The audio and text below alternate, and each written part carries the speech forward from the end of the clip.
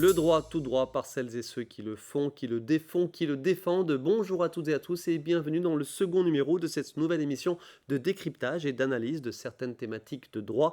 Une émission à retrouver une fois par mois et réalisée en partenariat avec l'Ordre des avocats au barreau d'Épinal. Et pour cette seconde édition, nous nous intéressons donc au droit immobilier. Je suis locataire, que faire en cas d'augmentation conséquente de mon loyer? Je suis propriétaire d'un appartement en copropriété, que faire en cas de demande imprévue de régularisation de charges? Voici quelques-unes des questions qu'on se pose, que vous vous posez, et nos invités en plateau vont y répondre. Laure Desforges, bonjour. Bonjour. Vous êtes avocate à Mirecourt, merci d'être avec nous sur ce plateau. Et Vivian Adam, bonjour. Bonjour. Vous êtes avocat à Épinal. Le droit immobilier encadre la réglementation de nombreux aspects de l'habitat. On va s'intéresser, si vous voulez bien, à quatre d'entre eux. La location d'un bien immobilier, l'achat et la vente, la copropriété et enfin les troubles du voisinage. Ça, c'est tout un programme qui peut être attendu, j'imagine. On va donc oublier certaines sous-thématiques de droit immobilier, car nous n'avons que 26 minutes pour les aborder, mais on va les citer quand même. Il y a l'urbanisme, il y a la construction, il y a enfin les taxes et les impôts. C'est peut-être un petit peu rébarbatif, mais évidemment, ça a son importance. Allez, si vous voulez bien, on va commencer tout de suite avec une question d'une téléspectatrice d'Épinal. C'est Catherine d'Épinal. On va avoir la question, j'ai envie de dire, incontournable évidemment dans le cadre d'une émission sur le droit en rapport à l'immobilier. Catherine d'Épinal, je suis locataire. Quels sont les travaux qui m'incombent ou qui reviennent au propriétaire? Lors des forges, des travaux quand on est locataire. Alors, d'un point de vue général, parce qu'il n'y a pas de liste exhaustive, même si la loi encadre bien le bail, c'est essentiellement les menus travaux d'entretien qui sont à la charge du locataire, mais tout ce qui est grosse réparation, bien évidemment, c'est à la charge du propriétaire. Bon, en cas de doute, on peut interroger le propriétaire, mais tout ce qui est vraiment entretien, le principe menu entretien, c'est le locataire. Alors, par exemple, un conduit d'évacuation de chaudière ou de cheminée, ça revient à qui ça? Alors, l'entretien, c'est-à-dire le ramonage, par exemple, c'est à la charge du locataire, Mhm. mais bien évidemment, s'il y a un problème structurel, c'est au propriétaire de prendre en charge. Ok, quid des gros travaux que vous avez évoqués? Alors, quels sont les petits des gros travaux sur lesquels on pourrait se poser des questions ou des fois qui portent litige? Les gros travaux, on fait souvent référence à la toiture, par Mhm. exemple. La toiture, c'est bien évidemment à la charge du propriétaire. Non, vraiment, les menus travaux, c'est vraiment les travaux d'entretien. Un joint à changer, mais tout ce qui est conduit, tout ce qui est fourniture de matériaux, en général, c'est à la charge du propriétaire. Tout simplement la peinture d'un mur, ça revient à qui? Alors, C'est de oui, l'entretien, c'est de mais... l'entretien. C'est de l'entretien. C'est-à-dire que, alors, en général, enfin, c'est même très recommandé, lorsqu'on signe un bail, on fait un état des lieux. Alors, pas toujours, mais en général, on en fait un avec Mhm. huissier ou sans huissier.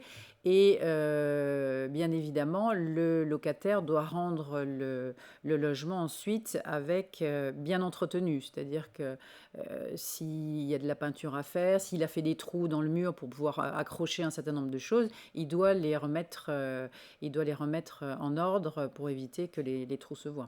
Il y a souvent des litiges à ce sujet sur des travaux d'entretien ou de gros œuvres, comme vous avez évoqué? Non, le Les- litige, c'est surtout au moment de de la fin du bail, sur le dépôt de garantie, où là, effectivement, un certain nombre de propriétaires ont parfois du mal à restituer le dépôt de garantie. Et inversement, vous pouvez avoir aussi des locataires qui ont tendance à rendre des logements parfois en mauvais état. Ok, Voilà. quel est le point de vigilance à avoir à ce sujet? Si, tant en tant que locataire qu'en tant que propriétaire? Ouais, il faut respecter les droits de chacun. C'est-à-dire quand on est bailleur, on doit restituer le dépôt de garantie si le logement est rendu dans un état correct. Mhm. Alors il y a ce qu'on appelle la vétusté, c'est-à-dire que le rendre correct, c'est pas le rendre neuf. C'est normal que les peintures aussi, au bout d'un moment, s'abîment. On n'est pas obligé de refaire le logement à neuf quand on le rend. Si on l'a utilisé, alors tout dépend de la durée de location. Si on l'a utilisé 1 an ou 10 ans, on n'aura pas les mêmes exigences. Et inversement, le locataire doit être vigilant pour rendre le logement dans un état correct. Mais pour vous donner un exemple que j'ai eu, un bailleur une fois qui avait demandé, je crois, 2 000 € pour remplacer un rideau. Bon, qui était très usagé, ça faisait 10 ans qu'il était là manifestement. Bon, voilà, ça a été contesté, mais parfois il y a des demandes qui sont un peu absurdes. Et voilà. Et autant faire appel à un avocat, justement, pour connaître ses droits et défendre ses droits. Vivian Adam, j'en profite. Quelle est la différence entre un bail normal et un bail saisonnier quand on est locataire? Là, on parle évidemment, on est dans une zone touristique, on parlera un peu plus tard de tout ce qui est Airbnb, etc. Mais deux types de baux. Bah, écoutez, le bail pour la location, le bail normal, en fait, tout simplement, c'est un bail qui va permettre d'établir la résidence principale. La personne va vivre dedans au titre, comme l'a évoqué Maître Desforges, voilà, du bail, il va vivre dedans, il va pouvoir entretenir ce logement. Et on a le bail saisonnier qui est là pour une occupation qui dit saisonnière. On ne peut pas établir sa résidence principale et c'est sur une courte durée. Voilà, un maximum qui est encadré et prévu par la loi et qui permet justement de pouvoir louer un bien pour une période réduite et de ne pas être soumis aux mêmes, on va dire, aux mêmes critères, de pouvoir rendre le logement de manière plus rapide et de ne pas être soumis au même régime. Ok. Question de Sandrine de Charme. Sandrine qui nous a écrit de Charme. J'ai reçu une régularisation, c'était dans mon édito parce que ça a son importance.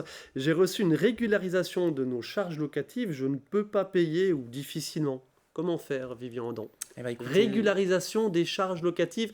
Et on imagine évidemment que avec l'inflation, avec l'augmentation du coût de la vie et de plein de coûts, ça c'est une vraie problématique. c'est une vraie problématique, comme vous l'avez rappelé, surtout avec les dépenses énergétiques qui sont de plus en plus importantes. Mhm. On retrouve des copropriétés qui ont des sommes qui sont dues à payer, qui sont, on va dire, conséquentes.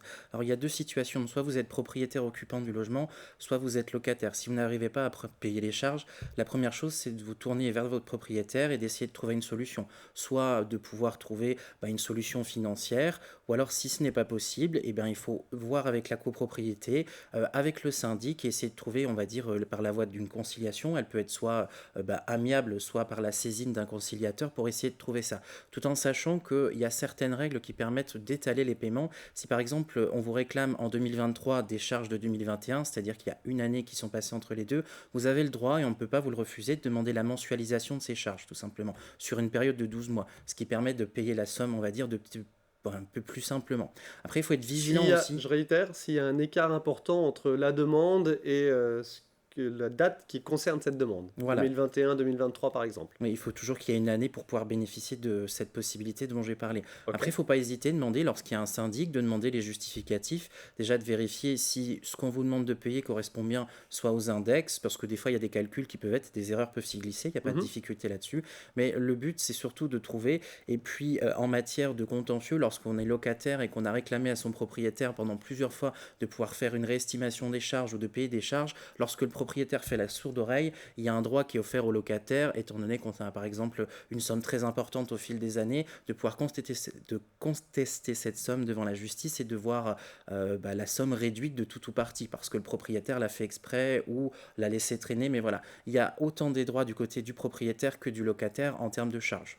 Ok, mais on l'a compris et vous avez insisté, il y a moyen assez facilement, généralement, d'atteindre une conciliation. C'est dans l'intérêt de tout le monde, puisque évidemment ça permet de régler justement des sommes qui sont dues. Ok. Un petit mot sur la colocation, Laure Desforges.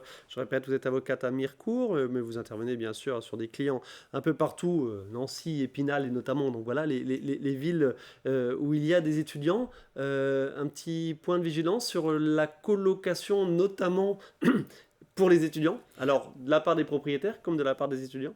Oui, alors il faut être très vigilant parce que ça s'est énormément généralisé, c'est très pratique et il y a énormément de personnes qui y ont recours Et c'est très sympa. et c'est très sympa. Et on le voit même, alors qu'on dit étudiante, mais il y a maintenant des gens Oui, c'est vrai. multigénérationnels et même des gens qui travaillent, voilà, qui n'ont pas forcément. Et puis avec le télétravail ou des gens qui travaillent sur un site différent peuvent avoir intérêt à faire une colocation. Alors, il faut être vigilant sur plusieurs points. Le premier, moi, je trouve qui est très important, c'est la responsabilité civile. Mhm. On n'y pense pas toujours, c'est-à-dire qu'il faut que le locataire soit bien présent sur le contrat pour bénéficier d'une responsabilité civile, puisque normalement, le local, le bien doit être assuré. et il est assuré dans le cadre d'une multirisque habitation. Et donc, il faut que les personnes qui sont locataires se manifestent. Parce que souvent, dans une colocation, ce qui se passe, c'est que vous en avez deux, trois, et puis quand il y en a un qui part, il y en a un autre qui vient. C'est pas toujours déclaré, entre guillemets, non pas pour faire échec à quoi que ce soit, mais on n'y pense pas toujours parce que ça se fait naturellement. Le locataire, l'étudiant va régler, bien évidemment, mais ne pense pas toujours être assuré. Voilà, ça, je trouve que c'est un point important. Ce qui est important, alors ça, c'est plus pour les parents, parce que très souvent, il y a des cautions qui sont demandées, Ouais. et il faut être vigilant sur la caution, notamment si on cautionne son enfant ou souvent il y a une solidarité. Donc il faut être vigilant parce qu'on n'a pas toujours envie de cautionner les autres, mais le bailleur, lui, il a intérêt à ce que l'enfant, enfin le parent qui se porte caution pour son enfant, cautionne de façon solidaire les autres occupants du logement. Et Ok. donc, on a le choix, hein, on a le choix, mais il faut être vigilant et ne pas signer n'importe quoi et bien vérifier quand on signe la caution. Voilà. Eh ben, merci pour ces quelques points de vigilance. J'aime bien cette expression point de vigilance. Évidemment, on est sur du droit, donc il faut attirer l'attention, être précis et avoir toutes les bonnes informations au bon moment sur tel ou tel point. Un petit mot sur l'achat, un petit mot, un gros mot sur l'achat ou la vente d'un bien immobilier. Question de Jean-Pierre de Remiremont. Jean-Pierre, j'achète un appartement par l'intermédiaire d'une agence immobilière. Quelle est la marge de négociation sur les frais d'agence? Alors, on a tous été confrontés à ça, effectivement, lors des forges. La marge de négociation sur les frais d'agence, comment ça se passe? Alors, c'est contractuel. Ça veut dire quoi? Quand on dit c'est contractuel, ça veut dire que c'est libre. Mhm. On peut toujours demander, même si on a signé avec l'agence immobilière, parce qu'on signe toujours normalement un contrat, avec notamment sont prévus les honoraires de l'agence, et on peut toujours après négocier. Alors après, ça marche ou ça marche pas, mais on peut toujours essayer. Voilà. Alors, quel est le petit truc pour que ça marche? Bah, l'agent immobilier, il a envie de vendre, Certes. parce que il n'y a que s'il arrive à vendre qu'il pourra toucher sa commission. Si ça fait longtemps que le bien, alors tout dépend aussi, si l'agent immobilier a fait beaucoup, beaucoup de démarches parce que le bien était difficile à vendre, il aura un peu plus de mal à accepter une négociation, alors que si ça se vend très vite, ça sera plus facile aussi. Donc vraiment, il faut sentir, mais c'est toujours possible en tout cas. Et pour autant, si un bien a mis du temps à se vendre pour des raisons X ou Y, ça peut être aussi un argument de négociation. Ah, Ah bah complètement, oui, oui, oui, oui, oui, ok. oui. Un petit mot, on parle d'achat-vente d'un bien immobilier. Point de vigilance, je réitère, Vivian Adam, sur la mérule, sur notre département, voilà, on commence à avoir des bâtiments qui sont touchés par la mérule. Quid de bien tout demander, de bien avoir toutes les informations à ce sujet quand on s'intéresse à un bien? Mm.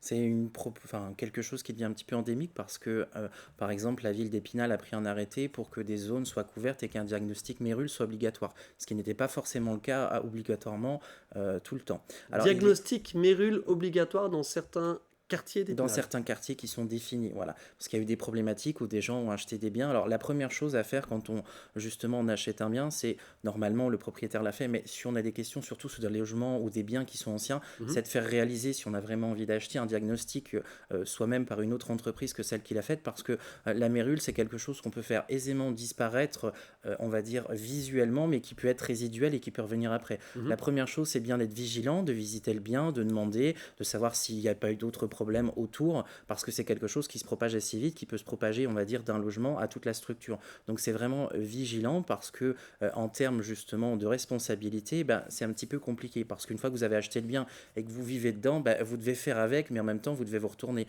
Il faut savoir qu'il y a aussi le notaire, lui, qui a une obligation pour que tous les diagnostics soient réalisés, mais pour autant il faut qu'ils soient réalisés dans de bonnes dispositions. Donc il faut surtout être vigilant et puis être plus que vigilant, soit faire réaliser soi-même certaines opérations quand on a un doute, surtout avec des logements vétustes où il y a du plancher ou des choses comme ça. Ouais, dès qu'il y a du bois, dès qu'il y a du plancher, comme vous venez de dire, de l'ancien, on y pense. Et qu'on a un historique avec des dégâts des eaux, des choses comme ça aussi, qui Ok, peut être un effet propagateur tout simplement. justement, dégâts des eaux, on va en parler dans quelques instants, mais si j'achète un bien dans une copropriété, attention aussi à bien demander s'il n'y a pas des engagements de travaux Oui, tout à de fait. la part donc du syndic, qui soit bénévole ou professionnel, on va en parler. Normalement, c'est une information qui est obligatoire, qui doit être précisée sur l'annonce immobilière.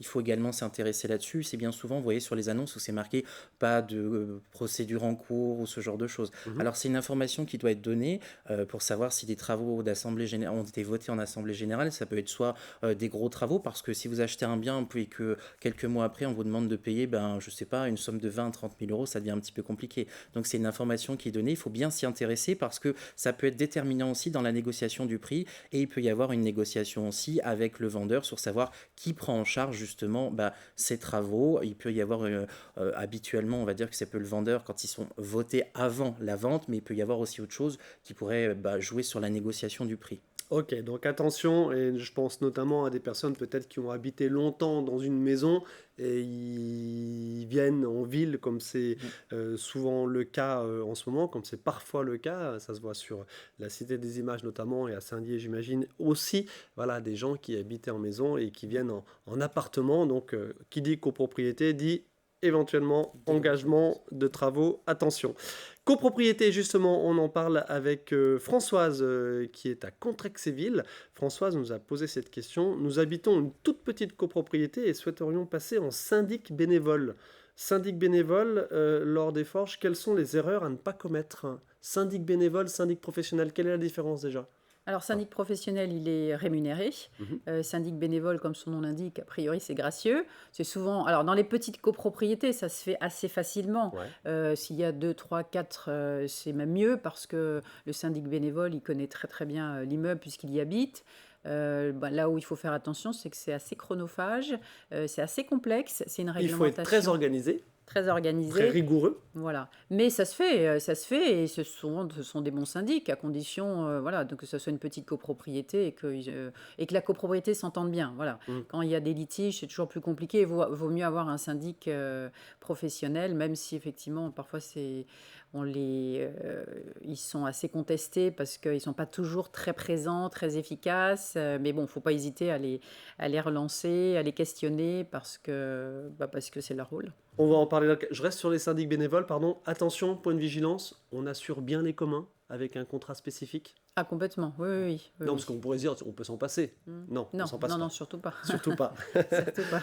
Ok. Et quid aussi, dans le cadre, ça peut peut-être faire peur à des copropriétaires qui souhaiteraient passer en syndic bénévole, quid de tout ce qui est démarche on veut acheter, vendre, voilà, qu'on passe par une agence ou qu'on passe par un syndic, on a tous les documents, les diagnostics, etc.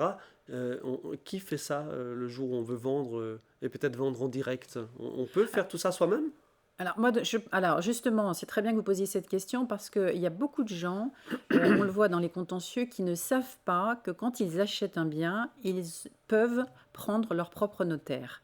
Alors, je ne fais pas de la publicité pour le notaire, mais quand même, je pense que c'est l'achat d'un bien immobilier ou la vente d'un bien immobilier. Quand vous vendez, en général, vous prenez votre notaire. Mais quand vous achetez, souvent les gens vous disent « Ah ben, j'ai pas pris mon notaire parce qu'on m'a dit que c'était le notaire du vendeur ou de l'agence. » Vous avez toujours le droit d'avoir votre notaire et surtout, les frais des notaires, les honoraires sont partagés par les deux en deux. Ah. Donc, ce n'est pas un surcoût quand vous achetez et que vous prenez votre notaire, puisque de toute façon, ils devront partager. Et c'est peut-être une petite sécurité? C'est une grosse sécurité parce que le notaire est un professionnel et il va être actionné par les avocats si effectivement il n'est pas suffisamment vigilant, notamment sur les diagnostics, parce qu'il doit vérifier les diagnostics. Maintenant, il y en a beaucoup en plus de ça, le plomb, l'amiante, le DPE, le diagnostic énergétique est de plus en plus important. Si on passe pas par une agence, est-ce qu'on peut imaginer faire tout ça soi-même? Faire tout ça soi-même? On peut, mais c'est compliqué. Mais c'est compliqué. C'est compliqué et votre responsabilité sera engagée si vous n'avez pas fait le nécessaire. Attention. Et de toute façon, à un moment donné, il y aura un notaire qui interviendra. Oui, non, bien sûr, mais je veux dire, normalement, c'est le travail des agences de faire tout ça. Oui, mais effectivement, on peut le faire soi-même. Tout Si ce qui est on est à l'aise, compromis de vente, etc., c'est pas... Voilà. Oui. Bon, c'est compliqué. Question de Patrick de Saint-Dié-des-Vosges. Dans quelle mesure un syndic peut-il obliger un copropriétaire à financer des travaux? L'obligation de financer des travaux, de participer au financement de travaux. Alors là, c'est simple, ça a été voté en Assemblée générale, même si le copropriétaire en question n'a pas voté pour, mais que la majorité s'est dégagée et a voté pour les travaux. tous les copropriétaires doivent régler, souvent une quote-part assez complexe, mais Certes. ce qu'on appelle les millièmes, mais il doit participer, et s'il ne le fait pas, au bout d'un moment, c'est une action en justice. Ok, y a-t-il des recours éventuels peut-être pour faire traîner un petit peu les choses, donner autant à des copropriétaires qui auraient des difficultés financières pour financer des travaux? Oui, il peut contester la décision. Oui, il y a toujours possibilité. Mais a priori, si les travaux ont été votés, c'est qu'il y avait un consensus. Bon, après, effectivement, ils peuvent. Et puis, ils peuvent aussi demander des délais. Ils peuvent même faire un prêt spécifique copropriété, Ah, mais qui est parfois assez long à obtenir quand même. Vivian Adam, c'est une problématique à laquelle vous êtes parfois confronté, ce Oui, type tout de à fait. litige, ou ce Euh, type de, pas un litige, c'est une difficulté à laquelle du droit peut répondre peut-être? On peut le voir, Maître Desforges a expliqué dans certaines copropriétés, justement, quand les gens s'entendent bien. Là, moi, j'ai en tête un exemple d'une copropriété où ça se passe mal parce que le syndic n'effectue pas des travaux. Moi, je parle d'un dossier, mais ma cliente a subi plus de 9 dégâts des eaux. Voilà. Les travaux de l'appartement ont déjà été refaits. Et en fait, tout simplement, cette problématique fait que le syndic n'engage pas des travaux pour refaire, alors qu'ils sont impératifs parce qu'ils sont d'ordre structurel. Et Pourquoi ne les engage-t-il pas? c'est bien la question, justement. Maître Desforges expliquait que les syndics professionnels n'étaient pas forcément diligents certaines fois. Professionnel ne veut pas dire performant. Il faut savoir que c'est pas parce qu'on les paye que ils ont forcément la bonne réponse à nos questions. On a le droit de les questionner, de s'interroger, de De saisir un les mettre en avocat et de concurrence? les mettre en concurrence, tout à fait, et surtout de rappeler leurs obligations, parce que voilà, ils ont une obligation de diligence, c'est-à-dire que lorsqu'il y a une problématique, ils doivent trouver une solution. Il n'y a pas d'obligation de résultat, mais tout du moins, il y a une obligation de moyens.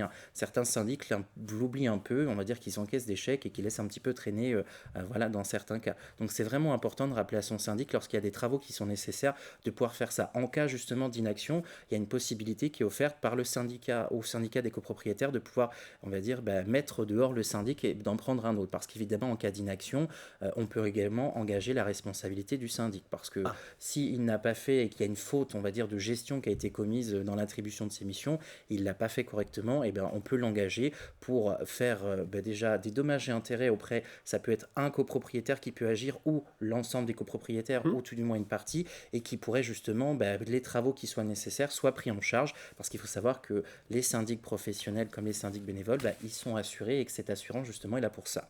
Et on peut imaginer que votre cliente, au bout de son 9e dégât des eaux, elle devenait un tout petit peu impatiente. Un petit peu impatient, tout à fait.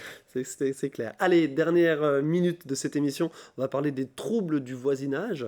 Évidemment, question, j'ai envie de dire, grand public, et là qui va intéresser tout le monde. Question de Farid d'Épinal.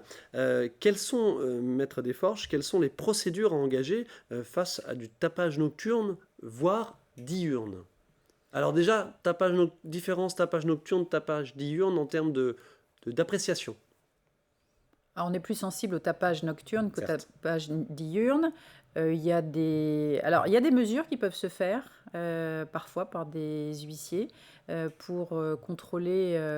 Et c'est mieux parce que, en fait, dans une procédure, ce que les gens oublient parfois, c'est qu'il nous faut des preuves, il nous faut des éléments concrets. Mhm. Il y a des gens qui peuvent dire, bah voilà, je me plains de tapage nocturne, mais oui, mais est-ce que vous avez des éléments? Alors, ça peut être des attestations, ça peut être un constat d'huissier, mais il faut vraiment, vraiment qu'on ait des éléments ou des courriers répétés de la personne victime disant, voilà, vous avez tel jour, telle heure, etc. Ça, c'est très important.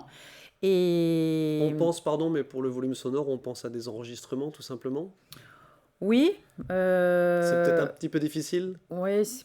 Alors, à mon avis, les attestations peuvent être pas mal, mais il en faut plusieurs. Ouais. Tapage nocturne, il y a aussi la plainte en gendarmerie au Déposé, commissariat, ouais. hein, Mhm. si c'est des tapages nocturnes répétés. Après, le propriétaire, donc le bailleur, est responsable de la tranquillité de son locataire. Donc, il peut aussi être mis en cause éventuellement. Un Ah, propriétaire d'un immeuble complet, par exemple, où il y a un des locataires qui fait énormément de bruit, il doit le mettre en demeure et il doit même mettre en œuvre éventuellement une procédure d'expulsion si vraiment il nuit à la tranquillité des autres locataires. petit point de vigilance, Vivian Adam. On parlait tout à l'heure d'achat d'un bien, alors une maison ou un appartement.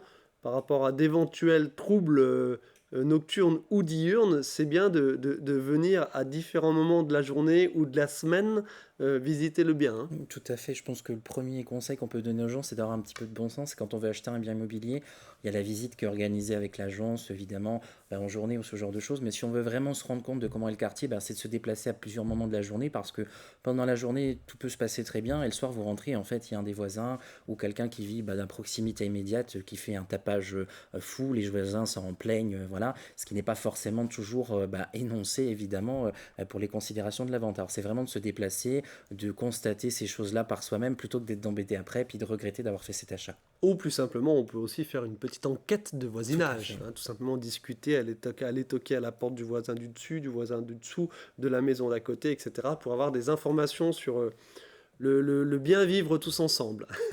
Allez, dernière question de cette émission, et pas des moindres, lors des forges. Question de Patrice de Mirecourt. Alors, très simplement et rapidement, je dois repeindre un mur de ma maison qui est accolé au jardin de mon voisin, donc limite de propriété, mais mon voisin m'en interdit l'accès. En a-t-il le droit? Non, il y a ce qu'on appelle la fameuse servitude du tour d'échelle. Servitude du tour Oui. d'échelle, le mot est joli. Oui, voilà, qui existe, c'est-à-dire que quand il y a des travaux sur un bien ou mitoyen ou pas mitoyen, Ouais. mais qui délimitent des propriétés, si le voisin ne veut absolument pas, il faut faire une procédure. Ok, donc Et c'est accordé normalement, s'il n'y a pas d'autre solution, c'est accordé automatiquement. Ok, ça peut être une petite menace, attention, tu n'as Oui. pas le droit de Oui, m'interdire oui. l'accès C'est à prévu ton par le jardin code civil. pour... C'est ok. prévu par le code civil. C'est des cas que vous rencontrez de temps en temps? Ça arrive, c'est rare, mais ça arrive, oui, oui. Ok. Alors, ce que j'aimerais rajouter Dernier aussi, mot. dernier mot, ça me paraît important, c'est que les gens oublient parfois aussi, comme c'est des procédures assez techniques, que ce soit la copropriété, litige de voisinage, etc., Ouais. c'est bien d'avoir un avocat et surtout, souvent les gens ont une protection juridique. Il ne faut pas qu'ils oublient qu'ils peuvent actionner cette protection juridique de Avec leur leur contrat assurance. d'assurance pour bénéficier effectivement en grande partie de la prise en charge des honoraires. Eh ben, vous avez bien fait de le rappeler, effectivement. Merci à tous les deux de votre participation à cette Merci. émission. Bonne continuation. Merci à vous de votre attention. Le mois suivant, on parlera du droit de la famille dans votre nouvelle émission Tout droit. Merci, à très bientôt.